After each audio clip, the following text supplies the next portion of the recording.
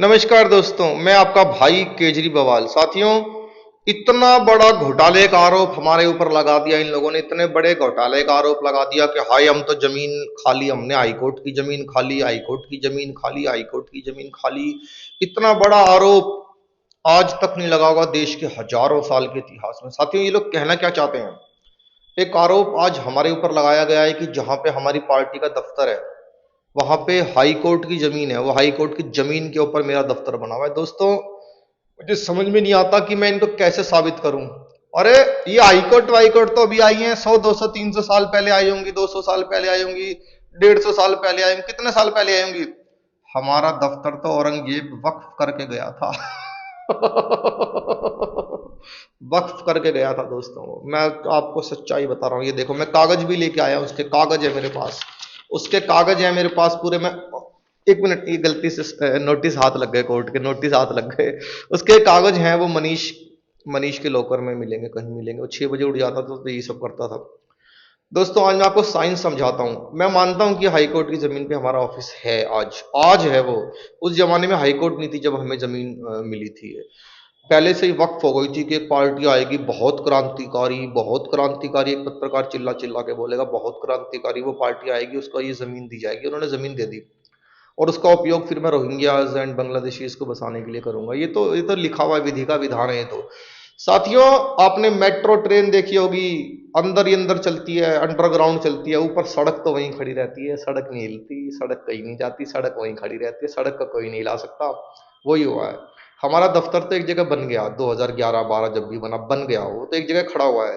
उसकी नीचे की जमीन खिसका रहे हैं ये लोग, उसकी नीचे की जमीन को खिसका रहे हैं। इनके सारे कार्यकर्ता आके, भाजपा वाले रात रात को धक्का लगाते थे जमीन को, एक एक पकड़ पकड़ के जमीन को खींचते थे। ऊपर बिल्डिंग मेरी ऑफिस की पूरी पूरी वैसी की वैसी बनी हुई है, नीचे से जमीन को खींचते थे। एक धक्का और दो, एक धक्का और दो, ऐसे पीछे से धक्का भी लगाते थे। उसके बाद देखते ही देखते, देखते ही देखते, साइंस तो अपना काम करती है। साथियों, एजुकेटेड आदमी हूं मैं, साइंस तो अपना काम करती है। वहीं पे रह गया हमारा दफ्तर, नीचे की जमीन खिसक गई। खाली राजनीतिक जमीन नहीं खिसकी, दफ्तर की जमीन भी खिसकी है। अब वो जो दफ्तर जहां पे सारा दिन पटर पटर होती थी, वो जो ऑफिस, वो ऑफिस हो गया। दोस्तों, हाई कोर्ट के पास ये अधिकार है कि अब वो उच्चतम न्यायालय में गया है हमारे खिलाफ। आप मुझे दिल पे हाथ रख के बताओ ये क्यों हो रहा है? दोस्तों, ये मुझे गिराने के लिए हो रहा है।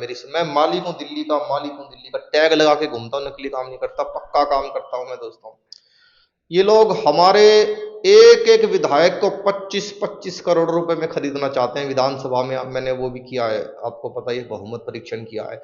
अरे, 25 करोड़ रुपए में बिकेगा क्या दिल्ली के मालिक का विधायक, जिसके 2 नंबर के मंत्री 2 नंबर के कामों में 400 करोड़ रुपए खा जाते हैं, उनको 25-25 करोड़ में खरीदना चाहते हो आप? नॉट पॉसिबल दोस्तों, ये नहीं हो सकता है, ये कभी नहीं हो सकता है।